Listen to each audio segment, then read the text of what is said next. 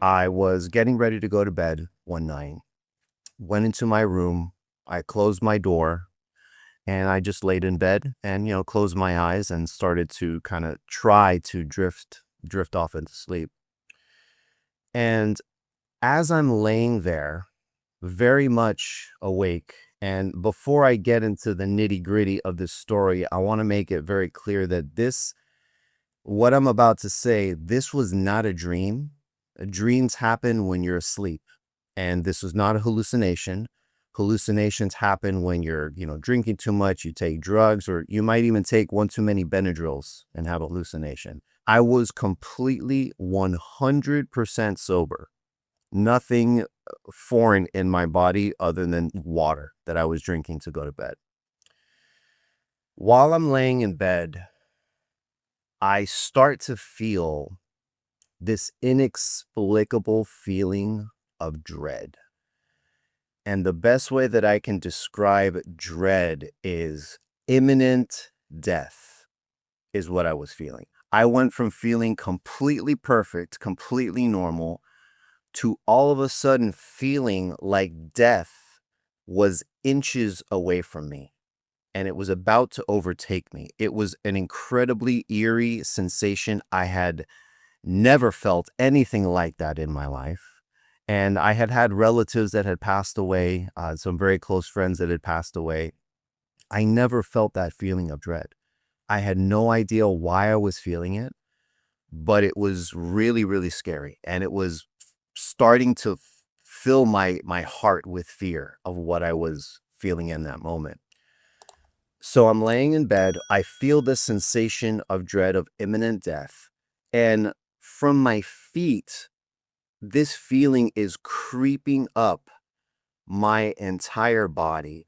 And I start to feel pins and needles all over my body, these waves and flushes of this very uncomfortable feeling, this feeling of not being in control, the feeling that my body is doing something that I can't explain for a reason that I don't know.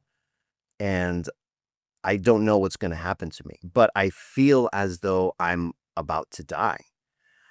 As this feeling is creeping up my body, it gets to my chest, and now my heart is just going crazy, just like I'm in full panic mode at this moment. Even right now, just recalling it, I can feel my heart like remembering what that felt like, and it's starting to get a little rapid right now. It was just overtaking my entire body, and there was nothing that I could do to stop it or to hold it, to restrain it, to limit it, to stop it from spreading, and it eventually just overtakes my entire body to the top of my head, and at this point, I'm feeling like I'm gonna have a heart attack. My heart, must have been going 200, 300 beats a minute there. I've never felt it beat that fast before. I literally felt like I was about to have a heart attack. As I'm feeling this feeling in my chest, I'm just going through all of these different emotions in my head. Why is this happening? What is going on? I was a young, healthy guy in my 20s. Like, there's no reason I should be feeling this. I was just so confused. And that confusion lent into the panic that I was already feeling and really just like took it to another level. As I'm feeling all of this within my body, my arms and my legs start to get very, very heavy. I couldn't even lift my head off of the pillow. I felt like I was just stuck on flypaper or like stuck in molasses, that it took a tremendous amount of energy for me just to try to lift my arm up just a tiny bit. And I'm laying in bed and I'm trying to lift my hand up and I can barely do it. So with the last muster of energy that I can muster up, I grab my blanket that's in front of me and I try to bring it over my eyes just to a fight or flight reflex to try to escape what I was feeling in that moment. As I'm pulling the covers kind of over my eyes, I look over to my door that I know I've just closed. I know I have just closed that door 2 minutes before laying in bed. I look over to my door and I notice that my door is now slightly ajar, slightly open. And that really, really freaked me out. The thought that I know I closed my door. I have a feeling that there's someone on the other side of the door who's there for me. A very strong authoritarian energy, like I'm in trouble, like you did something wrong in school and now you're being sent to the principal's office. This authoritarian energy was right on the other side of my door. And I thought for just a second, I actually saw something kind of like go in the darkness of the door that was there. The moment that I saw that, I hit another level of panic. My heart hit another 100 BPMs per minute right there.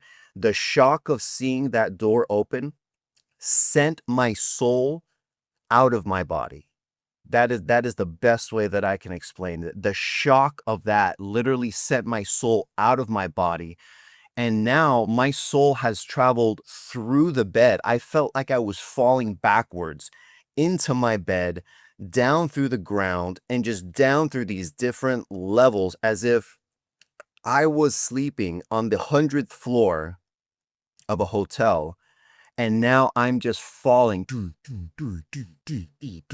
all of these different levels, all of these different floors below me. And I felt this incredible sense of acceleration. I mean, very, very rapid acceleration backwards. And the best way I can describe it is, when you go to a roller coaster and you're going up and you're going down and you feel your insides, you feel your heart, your lungs, your intestines, you just feel everything inside you like moving up and down. I felt my entire body just falling backwards so rapidly. And I saw this darkness envelop me on the way down. And just this little ring of light that I just kept my eyes fixed on it, thinking like, whoa, where am I going? Why am I going away from the light? It's kind of like in the movie Ring when they throw Samira down the well and then they show you her perspective and it's just darkness with just that little ring of light there at the end. That's very close to what I saw. As I'm falling backwards, the light is getting further and further away from me. And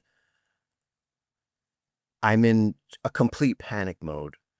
I know that something really, really serious has just happened.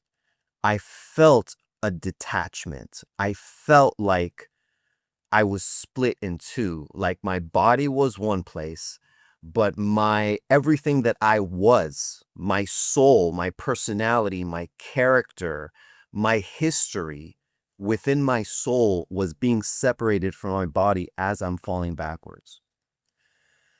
I land and I'm kind of like in a kind of like prone position on the floor with my hands in front of me like this.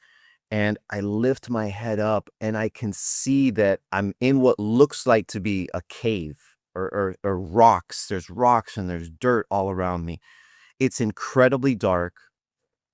There is only glimmers of light. At this point, I'm still kind of like looking down, looking up right in front of me, and all I see is darkness. And I see this kind of luminance coming from my right side, right over my shoulder.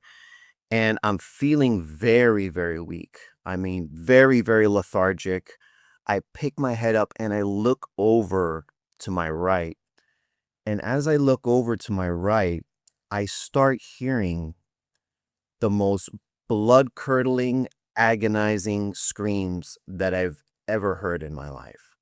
I mean, there is no movie, there is no disaster that I've ever witnessed or seen online or seen a movie of where people were so many people. I mean, uh, tens of thousands of people all screaming at the top of their lungs in agony. Very easy to tell that they were just terrified, they were being tormented. And I look over to my right and I can see that there is a lake of fire and there are people, there are real people in this lake of fire who are burning. Some of them are raising up their hands to try to get out, to try to reach a rock or to reach a pedestal to try to get out. And the flesh on their hands is literally just melting off. I see people's faces where their skin is melting off of their faces. As these people are looking around trying to find some sort of salvation from this fire, I see their eyeballs popping. Their tongues are literally on fire. As they scream and their mouths are open, I can see that their tongues are on fire. These are people who are in just extreme, extreme pain and agony in here. And within this lake of fire, it's very strange because the fire itself is bright. I can see light coming from the fire, but the light that was being emanated from the flame was only traveling like that much. So it was like there was light and there was dark, but it's there was no separation between them. It was like both light and dark. And that was the only luminance that I could see coming from this lake of fire. I could see within the lake of fire, there was like these pedestals that looked like there were people that were climbing up these pedestals in the middle of the lake of fire that were trying to jump from one pedestal to the next to the next. And then I looked over and I could see that the reason why they were trying to jump on these pedestals was because there was a window that was heaven. And it's weird, this entire time when I'm in this place, I'm seeing these people burning, I'm seeing that I'm in a cave, it doesn't really hit me yet that I'm in hell until I see a window to heaven. That's when it hits me. Oh my God, I'm in hell and these people are trying to get to heaven. And it seems like when you look at it visually, seems like you could just jump from pedestal to pedestal to eventually get to that window. But as the people are jumping, that last jump is just too far. And they end up falling right back into the lake of fire. And then as people burn in this fire, I see some of the people who the skin had just completely melted off of their hand, their skin will regenerate on their hands and on their bodies just so they can start burning again. Then the entire process starts all over. They have like a millisecond where they're not burning and then they just start burning all over again. And as these people are trying to jump through these pedestals, trying to get to the window of heaven, now I'm in this realization like, "Oh my God, I've I've really, really messed up." This immense wave of despair, hopelessness, sadness, horror just overwhelms me in that moment.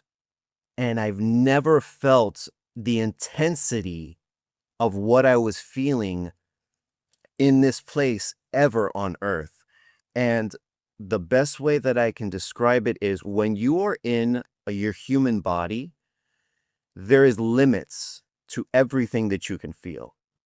There is a limit to the amount of happiness you can feel. There's a limit to the amount of sadness you can feel because our bodies are only able to hit that limit. For instance, if you don't have a very strong heart, there's a limit to the amount of sadness you can feel. Because if you feel so sad and you have a weak heart, you're going to die of a broken heart. You're going to die of a heart attack. That's the limit that you hit there because of your body. When you are without a body, when you are in your soul form, there's absolutely no limit to the amount of pain that you can feel emotionally. It was just exponential, the amount of pain and sorrow and hopelessness and despair.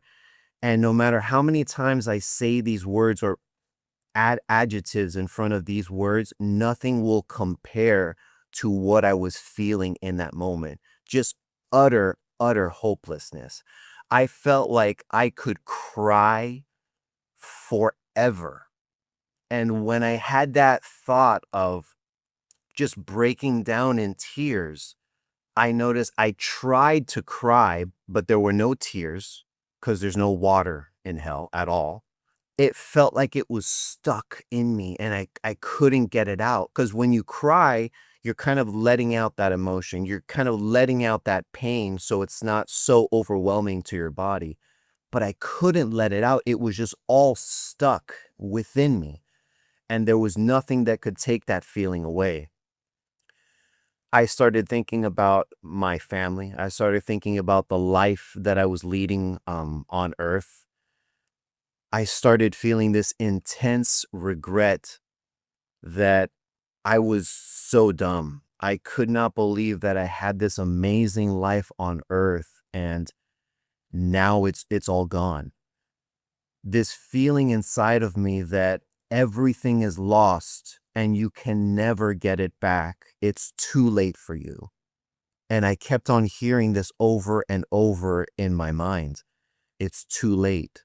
It's too late.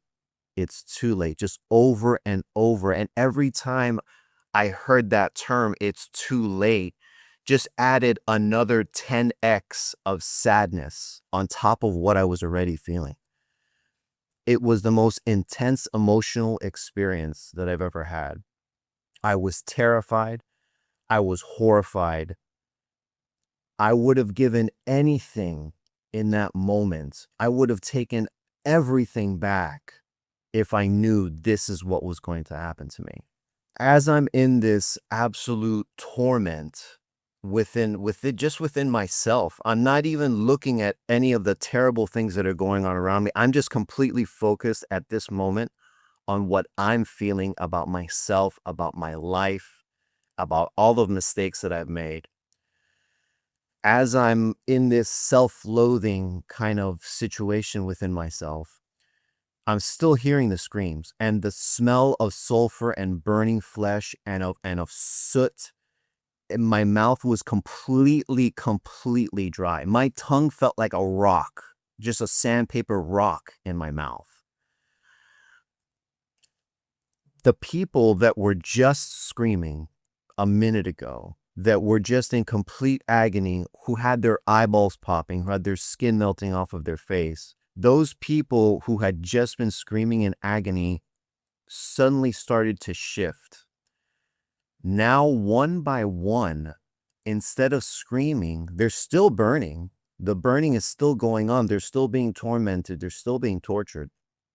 One by one, they start saying, Jesus, Jesus, Jesus, getting more and more intense each time they say it. And then I look over to my right shoulder and I can see that there's this white glow that's walking down this pathway that's right over to my right hand side. And this white glow is walking closer and closer to me. Just the glow felt like authority. Just the glow felt so powerful. I can't even express it.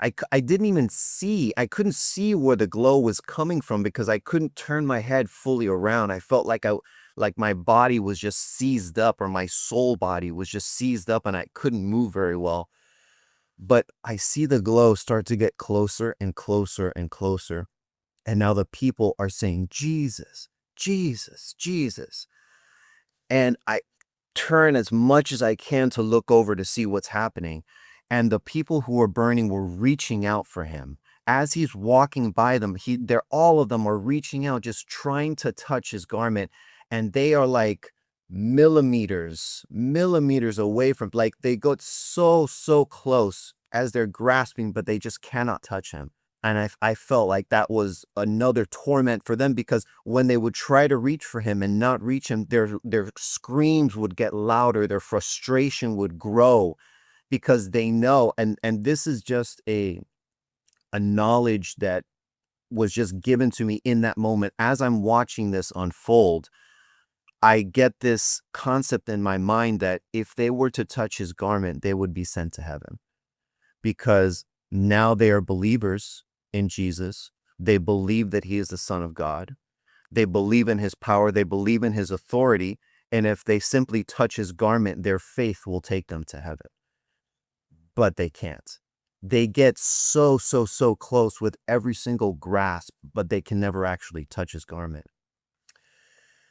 So as it's coming, as I'm hearing them say Jesus, they're grasping for his garment.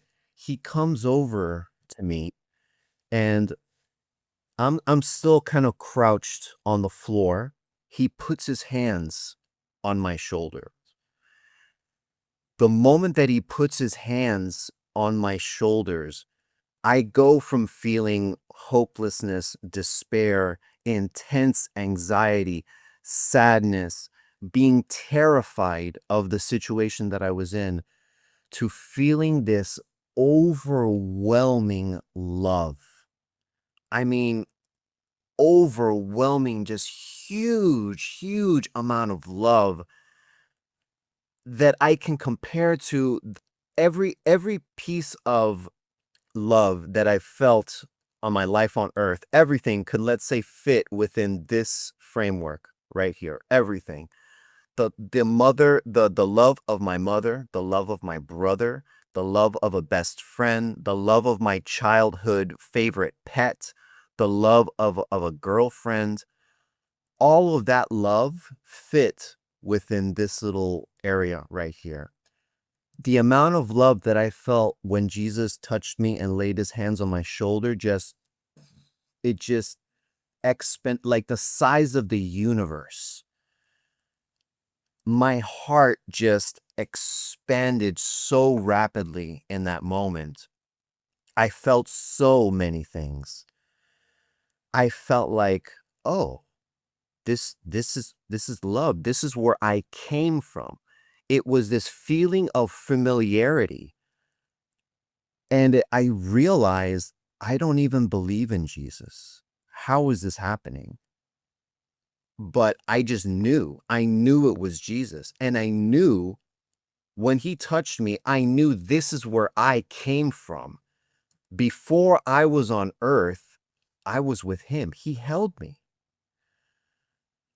This is where all of the love on earth comes from. He is the source of love. Without Jesus, if Jesus was not part of humanity or the earth, we would just be animals. We wouldn't be able to love one another, or to feel what it is to be loved. He is the source of this emotion. And this familiarity that I felt was so, so comforting. I felt in that moment closer to him than I had felt closer to anybody on earth. Closer than my mother, closer than my father, closer than my grandmother, who was really closest to me from all my actual earth family. He felt so much closer to me. I knew that he knew everything about me. He knew me from the moment that I was sent down the silver cord into my mother's belly, and he was going to know me in my very last day. He had been walking with me that entire time. And when I was a little kid, sometimes my parents would leave me home alone, like they would go to work and then my parents would get back at different times. When they would get to the front door, I would know who was at the front door because of the sound of their keys. It was just this familiar thing. I knew what my mom's keys sounded like, and I knew what my dad's keys sounded like. So it was just the moment I heard that, I didn't need to see who was at the door. I already knew because I was familiar with that sound. That's how I felt with Jesus. I wasn't coming to know Jesus in that moment. I was remembering Jesus. It came from like a different part of my mind. I wasn't learning about Jesus in that moment. I was remembering Jesus. When you are separated from your earthly body, and like I mentioned, you're no longer limited by your brain, by your mind, by your eyeballs. You're not limited by any part of your earthly body. you remember all of this cosmic knowledge that you forgot when you incarnated into your body. And when you're separated from your body as a soul, you remember that God is real. You remember that Jesus is real. You remember that he created the entire universe and the 1 billion galaxies that are in our universe. And each one of those 1 billion galaxies has 1 trillion solar systems and planets in each one of them. He created each one of those. And we all exist within the God framework. Everything has purpose. Nothing is on accident. This earth is a test. This earth is a simulation of a mortal life. Our souls are immortal. Our souls live on forever. But earth is a simulation of a mortal life, which is a test for our souls to incarnate into these bodies. And I suddenly started just remembering all of this cosmic knowledge and just thinking to myself, man, I'm such an idiot. How did I forget all of this? I knew all of this before I was human. How did I forget all of this? And I got the sense that that's on purpose. That's on purpose. You're supposed to find your way back.